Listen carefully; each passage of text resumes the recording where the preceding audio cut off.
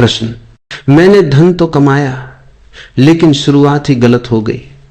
मैं 6-7 साल का था तभी काम वासना जाग गई। 10 से 36 साल की उम्र तक मैंने इतना वीर्य स्खलन किया, इसका कोई हिसाब ही नहीं। मैं ये भी बता दूं, मैं मां के गर्भ में सिर्फ 7 महीने रहा, फिर बाहर आ गया। मेरा मन कल से बेचैन है।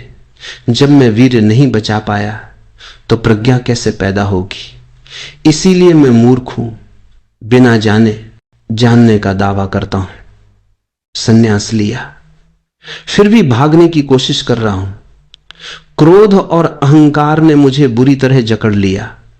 मेरे पास बस चमड़ी और मांस बढ़ा है। मेरा स्वभाव बार बार कोशिश करके हार गया। हे प्रभु, अब आप ही कुछ कीजिए। पहली बात, जो बीत गया वो बीत गया। जो हुआ उसे बदला नहीं जा सकता। उसकी कोशिश में समय बर्बाद करने की जरूरत नहीं। अतीत के लिए रोना मत, भविष्य के लिए प्रार्थना करो। अतीत का पछतावा मत करो। पछतावे में भी समय चला जाएगा, वो समय वापस नहीं आएगा। जो गया वो गया, अब और पछतावा मत करो। पछतावे में भी समय बर्बाद होगा। बेकार के कामों में समय गया, फिर उनके पछतावे में और समय गया। असल चीज तो गई ही, अब तुम ब्याज भी गंवा रहे हो। तो सबसे पहले ये याद रखो, अतीत का पछतावा बेवकूफी है। अतीत का मतलब ही है जो अब हमारे हाथ से निकल गया। जैसे तीर कमान से छूट गया, अब उसे वापस तरकश में नहीं डाला जा सकता। लेकिन चिंता की कोई बात नहीं। ये चिंता भी उसी मन का जाल है जिसने अतीत को बर्बाद किया। अब वही मन चिंता में डूबकर तुम्हारा आज भी बर्बाद करेगा।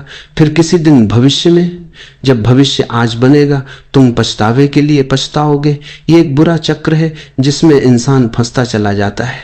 ये बात सबको समझ लेनी चाहिए। सिर्फ एक की नहीं, सवाल अलग अलग हो सकते हैं, लेकिन इस मामले में सबका सवाल एक जैसा है। हर कोई अतीत का पछतावा करता है। कोई काम वासना में समय गंवाता है तो पछताता है। कोई गुस्से में समय गंवाता है तो पछताता है। कोई लालच में समय गंवाता है तो पछताता है। हर कोई अतीत का पछतावा करता है। इससे बड़ी बेवकूफी और क्या हो सकती है? जब कुछ हो ही नहीं सकता तो बात छोड़ दो। कल तुम जाग नहीं पाए, सोते रहे, अब उसकी चिंता छोड़ो। बीते हुए कल में अब जाग नहीं सकते, आज जागो। आज ही शुरुआत है, चाहे कितनी ही देर हो गई हो। इतनी देर कभी नहीं होती कि जीवन बदल न सके।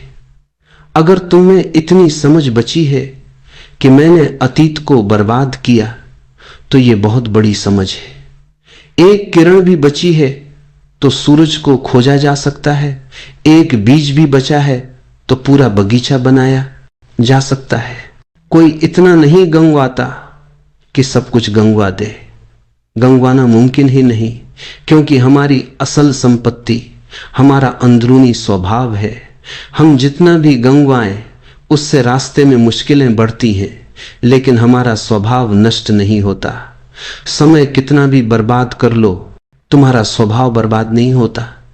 तुम आज भी लौट सकते हो, आज भी अंदर की यात्रा शुरू कर सकते हो। हां, थोड़ी मुश्किल होगी। कल मैंने जो कहा वो तुम्हें निराश करने के लिए नहीं था, वो तुम्हें सतर्क करने के लिए था। इंसान का यही उलझाव है जो सुलझाने के लिए कहा जाता है, उससे भी उलझन पैदा हो जाती है। कल मैंने जो कहा वो तुम्हें उदास करने के लिए नहीं था। मैंने ये नहीं कहा कि अतीत का पछतावा करो। मैंने कहा कि देर बहुत हो चुकी है, लेकिन अब और देर मत करो। जब जागे तभी सुबह। अगर बचपन में ब्रह्मचर्य रखा होता तो अंदर की यात्रा आसान होती। रास्ते में कंकड़ पत्थर न होते, फूल बिछे होते। लेकिन रास्ता अभी भी है, फूल नहीं है। रास्ता थोड़ा कांटेदार होगा, कुछ कंकड़ पत्थर होंगे, थोड़ा उबड़ खाबड़ होगा। बस यही फर्क है। जहां आसानी से यात्रा हो सकती थी, वहां अब थोड़ी मुश्किल होगी। जहां पल भर में मंजिल मिल सकती थी, वहां अब थोड़ा वक्त लगेगा। थोड़ा तप करना होगा, थोड़ी मेहनत करनी होगी, थोड़ा हांफना पड़ेगा, थोड़ा पसीना बहेगा। तुम बहुत नीचे उतर गए हो, अब चढ़ना होगा। अगर ब्रह्मचर्य होता तो तुम नीचे उतरे ही न होते, तुम चोटी पर होते, रास्ता समतल होता, लेकिन अब तुम खाई में उतर गए। अब चढ़ना होगा। बस इतनी सी बात है। पछताओ मत। इस शक्ति को तपस्या में लगाओ, चढ़ने में लगाओ, और ये चढ़ाई दुख या उदासी के साथ मत करो।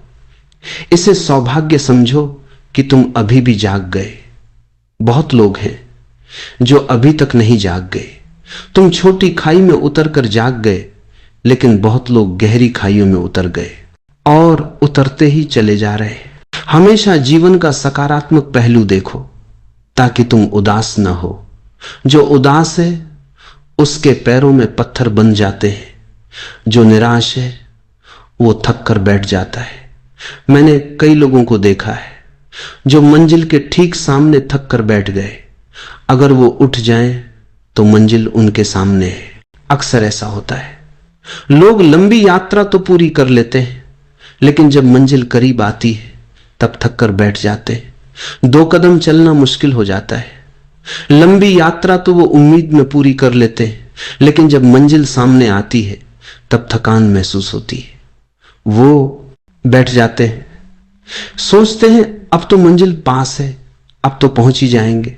तुम बैठकर सो भी सकते हो, लेकिन मंजिल ऐसी है, वो गतिशील है।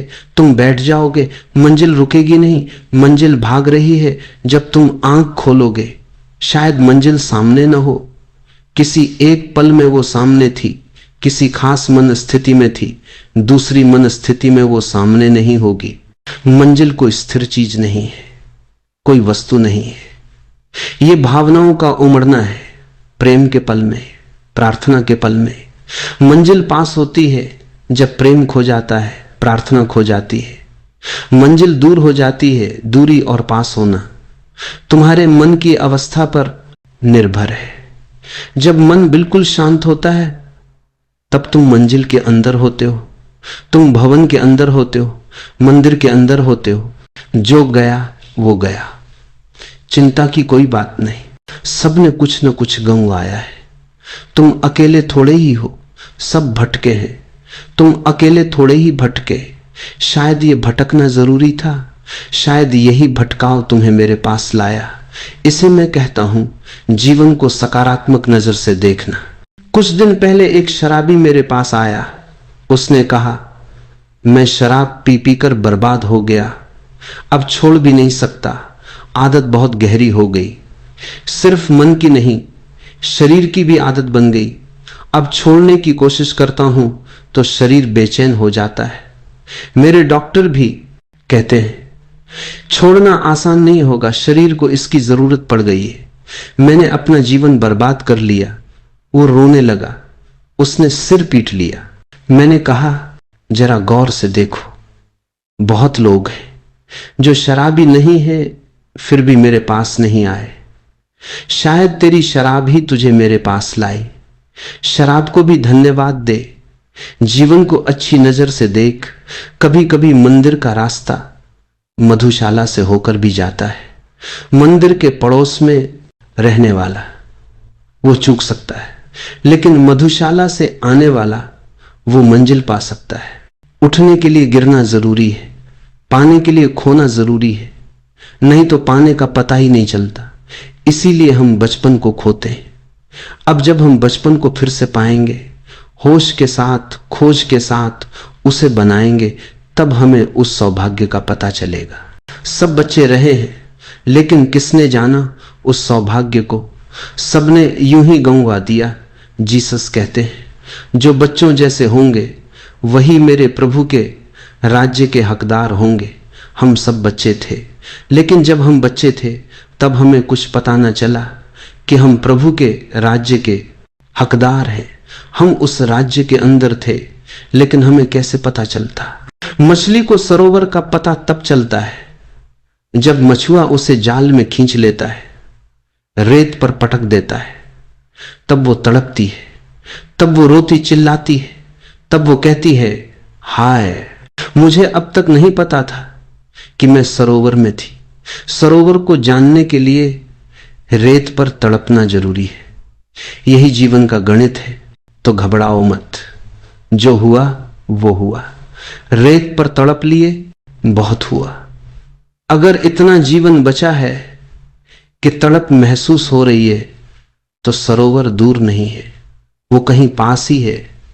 रेत और सरोवर कितने दूर हो सकते हैं? रेत तो जल के किनारे पर ही होती है। अगर तुम तड़प रहे हो तो इस तड़प को छलांग बनाओ, उछल पड़ो। कई बार ऐसा होता है, मछली अचानक उछलकर रेत से पानी में वापस पहुंच जाती है। उसे रास्ता भी नहीं पता होता, कहां जाए। तड़प इतनी होती है कि आंखें अंधी हो जाती हैं, बुद्धि धुंधली हो जाती है, लेकिन तड़प ही ले जाती है। तड़प ही ले गई है। भक्तों से पूछो, वो कहते हैं जो तड़पा उसने पाया, जो रोया उसे मिला। दिल भरकर रो लो, आंसू सब धो देंगे, लेकिन जीवन को सकारात्मक नजर से देखो। चल रहा हूं पर मंजिल तक पहुंचूंगा, ये अनिश्चित है। कर्म करता हूं पर फल न मिले तो ये रास्ता बेकार है। दुनिया मुझ पर हंसेगी कि मैं खूब भूला, खूब भटका। लेकिन ये पंक्तियां गाओ, धैर्य इकट्ठा होगा। शास्त्रों से नहीं जूझना, अनुभव बनाओ। व्यर्थ जीवन की रट लगाने से क्या फायदा है? दो आंखें मेरी राह देख रही हैं, यही विश्वास है कि परमात्मा तुम्हारी बाट जोहता है। तुम कितने ही दूर चले जाओ, सत्य तुम्हारा इंतजार करता है। तुम अकेले नहीं खोज रहे, परमात्मा भी तुम्हें अंधेरे में खोज रहा है। जीसस ने कहा है, गडरिया शाम को आता है, सूरज ढलने पर अपनी भेड़ों को संभालता है। अचानक देखता है एक भेड़ खो गई, वो सबको छोड़ देता है, उस एक की तलाश में निकल पड़ता है। अंधेरी रात में सबको असहाय छोड़ देता है, उस एक को खोजने जाता है जो भटक गई। जब उसे पा लेता है, उसे कंधे पर उठाकर लौटता है। जीसस ने ठीक कहा, उन्हें पता है जो वो कह रहे हैं। लेकिन ये पंक्तियां गाओ, धैर्य इकट्ठा होगा। व्यर्थ जीवन की रट से क्या फायदा? दो आंखें मेरी राह देख रही हैं, रास्ते की धूल मत देखो, कांटों को मत गिनो, नजरें उठाओ। दो आंखें तुम्हारा इंतजार कर रही हैं। भक्त की भाषा में कहो तो भगवान तुम्हारा इंतजार कर रहा है।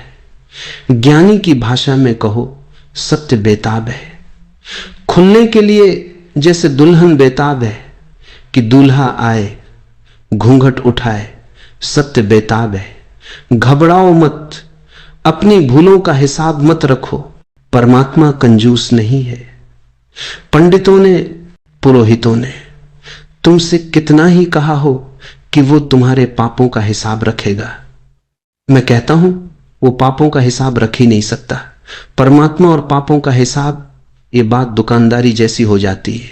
तुम कितना ही भटको, कितना ही अंधेरे में चले जाओ, उसका हाथ तुम्हें खोज रहा है।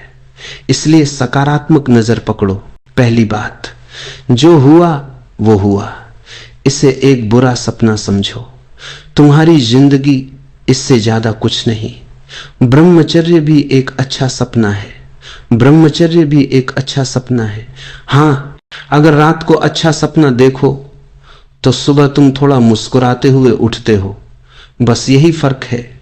अगर रात बुरा सपना देखा, राक्षसों को छाती पर सवार देखा, पहाड़ से गिरते देखा, चट्टानों पर पीटे गए, छाती पर हिमालय रखा हुआ, सुबह तुम थोड़े परेशान उठते हो, लेकिन परेशानी कितनी देर टिकती है? आखिर ये भी तो सपना है। बुरा सपना, लेकिन सपना ही है। और अच्छे सपनों से मिली ताजगी, वो खुशी, वो भी कितनी देर टिकती है? थोड़ी देर में सब खो जाता है। जागो। ब्रह्मचर्य और व्यभिचार दोनों नींद में हुए। हो सकता है अच्छे सपने देख लेते, जब सपने देखने ही थे, अच्छे देख लेते तो अच्छा था। न देख पाए तो छोड़ो, सपने तो सपने हैं। अब देखो मन का उलझाव क्या है। मैं कह रहा हूं सपने तो सपने हैं, तो जो व्यभिचार करना चाहते हैं वो कहेंगे, अरे पहले नहीं सोचा, अब भी क्या देर हुई। अगर दोनों सपने हैं तो व्यभिचार ही चुन लो, फिर ब्रह्मचर्य की क्या जरूरत। कल मैंने कहा था, अगर ब्रह्मचर्य होता तो सत्य तक पहुंचना आसान होता। तुमने सोचा मैंने बड़े पाप किए, व्यभिचार किया, भोग में डूबे रहे, तो तुम थके हारे, उदास, धूल से सने, परेशान, दुखी होकर आए। कल मैंने कहा था, अगर बच्चे ब्रह्मचर्य में पले तो उनका संसार का अनुभव गहरा होगा। ब्रह्मचर्य की पृष्ठभूमि में जीवन की सारी रेखाएं साफ उभरेंगी। मैंने तुम्हें उदास करने को नहीं कहा था। अब तुम बच्चे तो हो नहीं सकते, इस जन्म में तो नहीं, अगले जन्म में होगे। अगर इस जन्म में न जागे तो होना ही पड़ेगा। ख्याल रखना, वैसे अगले जन्म में तुम शायद भूल ही जाओ, क्योंकि होश से मरने की संभावना कम है। तो तुम्हारे बच्चे होंगे, कम से कम उनका ख्याल रखना। लेकिन तुमने ये नहीं सोचा, तुम ये समझ कर आए कि अब तो बात खत्म हो गई, अब प्रज्ञा का जन्म कैसे होगा। मैंने ये नहीं कहा कि प्रज्ञा का जन्म हो ही नहीं सकता, ये आसान होता, अब थोड़ा मुश्किल होगा। अर्थ तो कमाया, लेकिन शुरुआत ही गलत हो गई। 6-7 साल की उम्र में काम वासना जाग गई। मैं ये भी बता दूं, मां के गर्भ में सिर्फ 7 महीने रहा, फिर बाहर आ गया। तुम्हें आश्चर्य होगा, जो बच्चे 9 महीने से पहले पैदा होते हैं, वैज्ञानिकों के पास इसका कोई सटीक जवाब नहीं, लेकिन योगियों के पास जवाब है। जिन्होंने जन्म मरण की गहराई को जाना, उनका जवाब सुन लो, शायद आगे काम आए। पीछे तो अब कुछ हो नहीं सकता, तुम तो आ ही चुके, 7 महीने में आए या 9 महीने में, लेकिन आगे काम आ सकता है। जो व्यक्ति मरते वक्त मरना नहीं चाहता, मौत से लड़ता है, बचने की जबरदस्ती करता है, वो मां के गर्भ से जल्दी बाहर आता है। मरने से बचने की चाहत, जीवन को पकड़ने की इच्छा, यही उसे जल्दी बाहर ले आती है। अगर मरते वक्त कोई शांत मन से मरे, मौत को स्वीकार करके मरे, खुलकर स्वीकार करके मरे, तो वो ठीक समय पर पैदा होता है। कोई जल्दबाजी नहीं, उसकी मृत्यु भी शांत होती है, समय पर होती है, उसका जन्म भी शांत होता है, समय पर होता है। जो लोग जबरदस्ती मरते हैं, वो जबरदस्ती जन्म लेते हैं। इसीलिए दूसरी बात भी हुई होगी, 6-7 साल की उम्र में काम वासना से भर जाना। इसका मतलब यही है, पिछले जन्म में मरते वक्त तक काम वासना ने पीछा किया होगा। बहुत लोग हैं जो मरते वक्त भी, आखिरी पल में भी काम वासना से घिरे रहते हैं। उस वक्त भी काम ही उन्हें जकड़े रहता है। राम नाम सत्य है, ये तो दूसरे कहते हैं। जब वो मर जाते हैं, वो खुद नहीं कह पाते। उनके लिए तो काम नाम सत्य है, वही उनके अंदर गूंजता रहता है। वो चाहते 2 दिन और जीने को मिले तो और भोग ले, थोड़े और पाप कर ले। एक आदमी मर रहा था, धर्मगुरु को बुलाया गया। धर्मगुरु ने कहा, अब तो पछता लो, आखिरी सांस का वक्त आ गया। उसने कहा, मैं तो पछता ही रहा हूं, और क्या कर रहा हूं?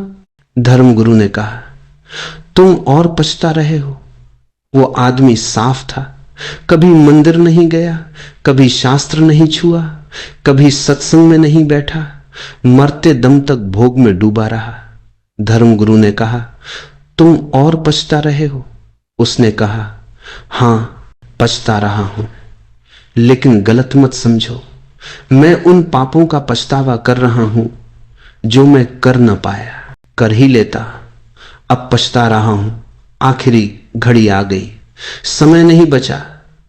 तुम जैसे मूर्खों की बातों में पड़कर मैं कई पाप न कर सका, सोच सोच कर रह गया, करूं कि न करूं।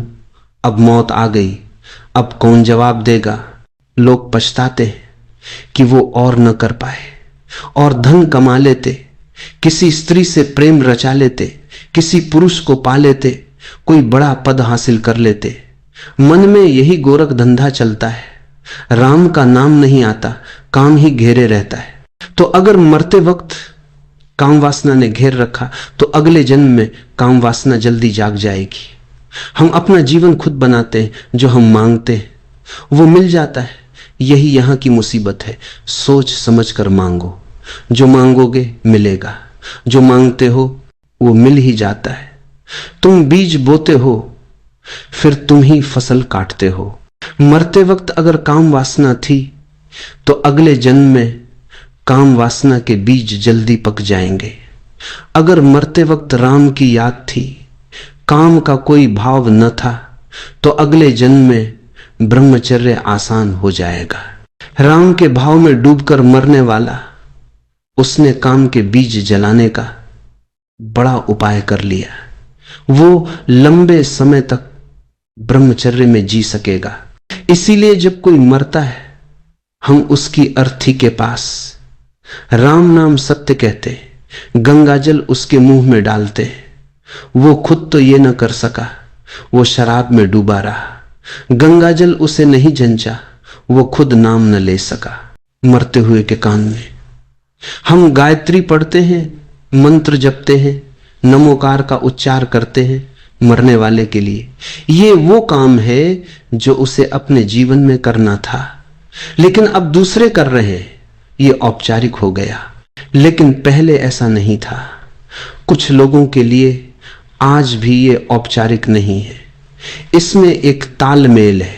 जो आदमी अपने जीवन में मंत्रों में डूबा रहा, मंत्रों का संगीत महसूस किया, अब वो मर रहा है, उसकी जीभ कमजोर हो गई, होंठ उच्चार नहीं कर पाते, वो किसी और से कहता है तुम उच्चार करो, मैं अपने मौसम में मरना चाहता हूं।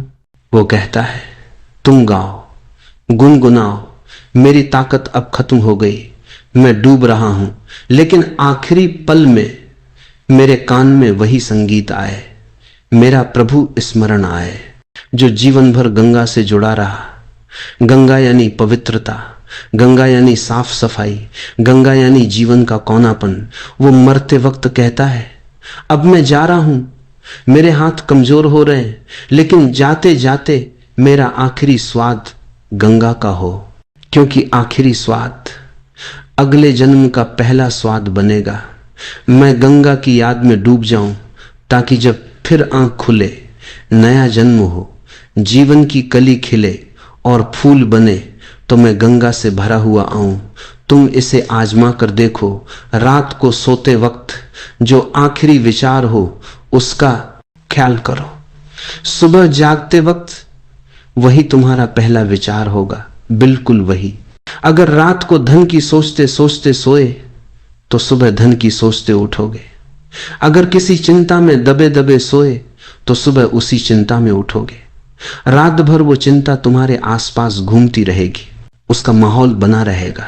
तुम्हारे कमरे में चिंता का घर रहेगा, तुम सो रहे होगे, लेकिन चिंता तुम्हें चादर की तरह लपेटे रहेगी। वो इंतजार करेगी कि तुम जागो, मैं सेवा के लिए हाजिर हूं। तुम बेहोश हो गए, ठीक है, मैं राह देखूंगी। अगर तुम बचे हो तो वीर्य भी बचा है। वीर्य के बारे में कुछ समझ लो। वीर्य कोई निश्चित संपत्ति नहीं है, ये रोज बनता है। ये गलतफहमी है कि वीर्य कोई फिक्स्ड बैंक अकाउंट है। जैसे 100 रुपए जमा है, एक खर्च हुआ 99 बचे, एक और खर्च हुआ 98 बचे। वीर्य सृजनात्मक है, ये रोज बनता है, तुम्हारे खाने से, सांस से, मेहनत से, आराम से। इसलिए घबराने की जरूरत नहीं। ब्रह्मचर्य को कंजूसी मत समझो, ऐसा अक्सर हुआ है। कंजूस लोग ब्रह्मचारी बन जाते हैं। ये एक तरह की कंजूसी है, न धन खर्च कर सकते न वीर्य खर्च कर सकते। मैं तुम्हें कंजूस बनने को नहीं कह रहा, न बुद्ध कह रहे हैं, न पतंजलि कह रहे हैं। वो कह रहे हैं पहले इकट्ठा करो, ऊर्जा को गहरी होने दो, सघन होने दो। जितनी ऊर्जा गहरी होगी, संभोग उतना ही गहरा होगा। कभी कभी एक संभोग में मुक्ति मिल सकती है। एक संभोग ठीक से देख लिया तो बात खत्म, फिर तो दोहराव है।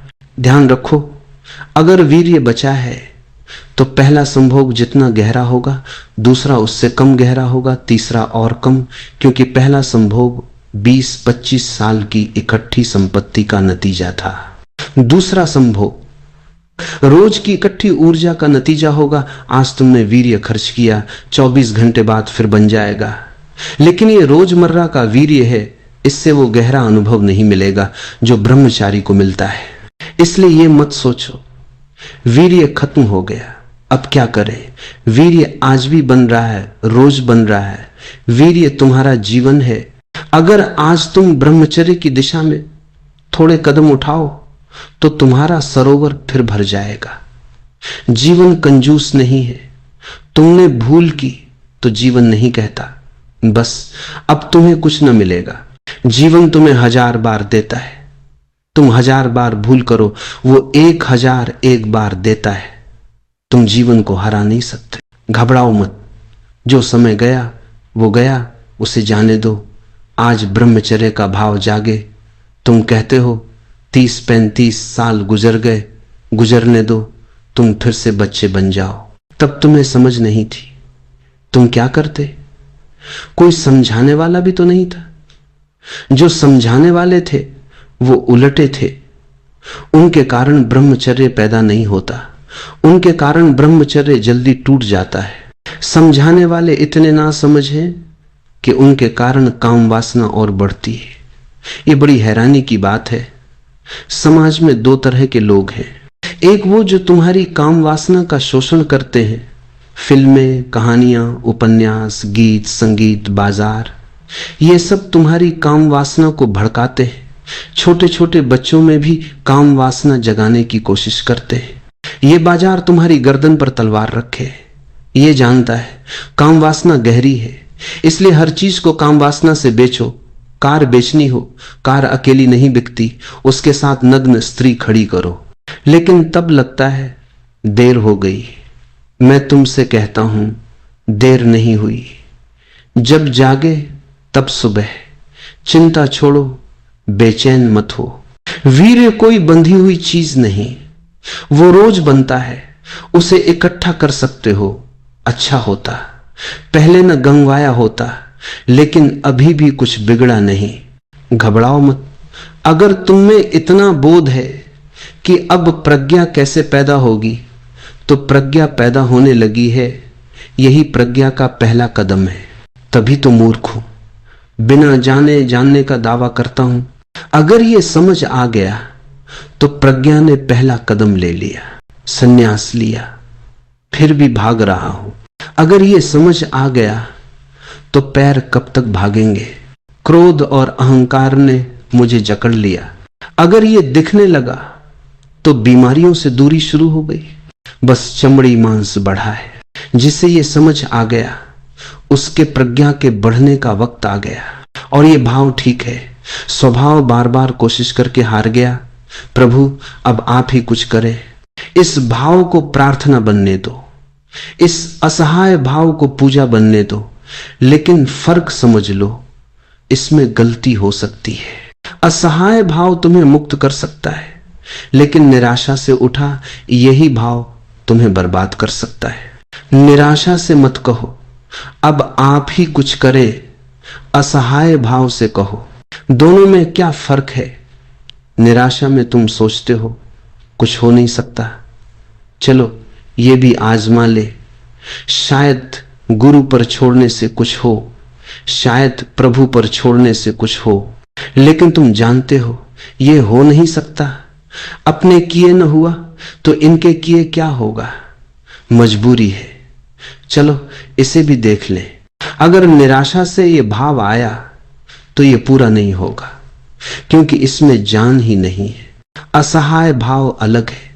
इसका मतलब ये नहीं कि कुछ हो नहीं सकता। इसका मतलब है मेरे अहंकार से नहीं होगा, बिना अहंकार के होगा। अहंकार से नहीं हुआ, बिना अहंकार के जरूर होगा। अहंकार की यात्रा देख ली, अब बिना अहंकार की यात्रा देखो। लेकिन निराशा बिल्कुल नहीं है। अहंकार से हार हुई, लेकिन तुम हारे नहीं, तुम हारे हो। लेकिन संभावनाओं से नहीं, सिर्फ अहंकार से हार हुई, क्योंकि तुमने मैं को चाहा, जीत अभी खत्म नहीं हुई। तुम गलत रास्ते पर चल रहे थे इसलिए हारे। ये हार आखिरी नहीं है, लौट आओ। तुम नदी से लड़ रहे थे इसलिए थक गए। अब नदी के साथ बहो। जो नदी के साथ बहता है उसे थकान नहीं आती, उसे थकान का पता ही नहीं, वो ताजा रहता है। नदी अपनी ऊर्जा उसे देती है, वो नदी का हिस्सा बन जाता है। अगर तुम सचमुच हार गए हो, अहंकार पूरी तरह टूट गया है, तो मैं तैयार हूं। लेकिन ये स्वर निराशा से ना आए, गहरी आशा से आए।